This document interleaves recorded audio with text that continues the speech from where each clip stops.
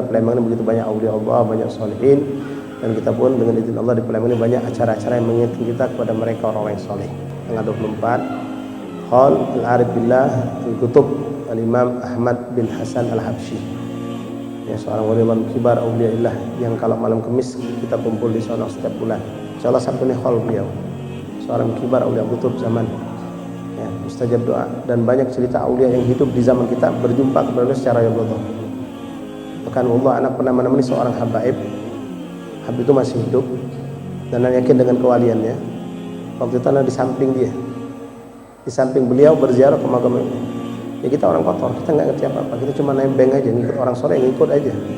Udah selesai ziarah, besoknya dia cerita sama saya, Syukri, kata beliau, kemarin waktu kita ziarah ke Habib Ahmad bin Hasan, syahidtu wa ra'aitu, aku menyaksikan, aku lihat Habib Ahmad duduk di atas kuburnya.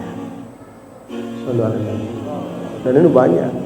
Untuk kan dengar cerita Habib Ali bin Salim Madihid, Habib Abdullah bin Usman Madihid, Habib Ubud. Ini orang-orang yang baru meninggal, hitungan 10 tahun, 12 tahun yang lalu, bukan zaman dulu.